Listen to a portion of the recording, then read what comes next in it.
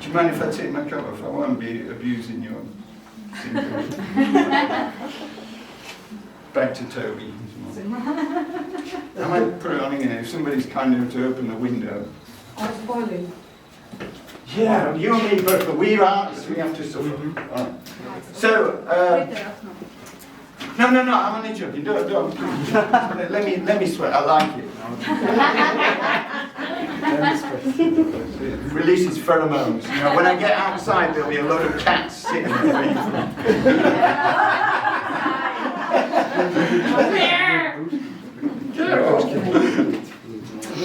And this one, because like no explanation. So, but also no rules either. So you have to break rules that you set yourself. So no explanation. So this is one piece of advanced graffiti, I was going to call it, which I do like to explain. And it involves a friend of mine who I was in a band with, and because we were in a band, I mean, we did a gig, I don't know, once every 6 weeks if we were lucky, or 3 months on a bad run.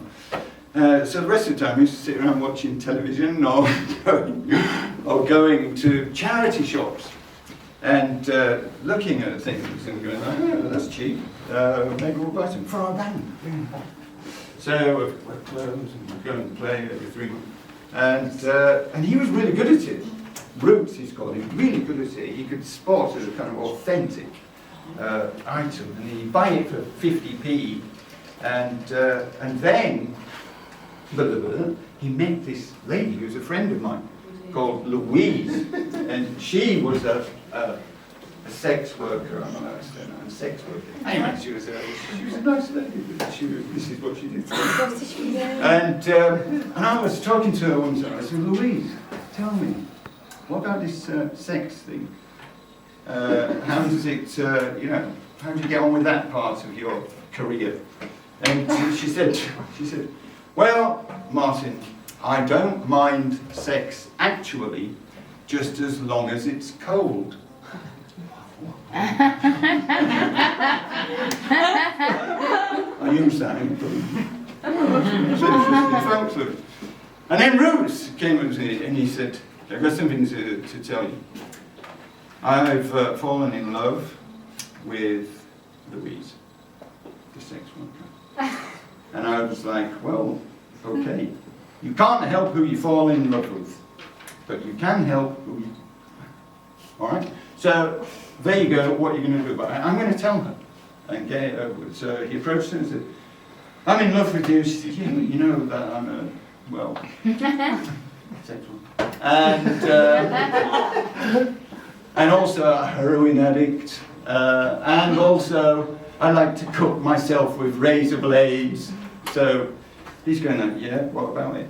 So she said, well, what happens if you come home, we've got this cozy little arrangement with lovers and everything, and you come home and I say, I want to cook myself with razor blades. What do you think about that? And he said, if you want razor blades, I will buy you razor blades. So she said, oh, okay. Let's open a shop together. So they got together and they opened a shop called Wicked Wardrobe, where Roots' kind of talent for going to charity shops came in handy, because he used to buy things for 50p and then put a label on it which said Wicked Wardrobe and then sell them to students for £12. Wicked Wardrobe. It's not save the children, well, you should try this. Increase your profits multiple. So, and then he said, I've got so much money I don't know what to do with it. We're buying houses in New York. And they had 2 children. Harvey was one of them, who's named after David Harvey. He used to play golf for Leeds, so maybe some sort of interesting elements of that story came to play, because what I do when I write poems is I'm a manifestly cowardly person.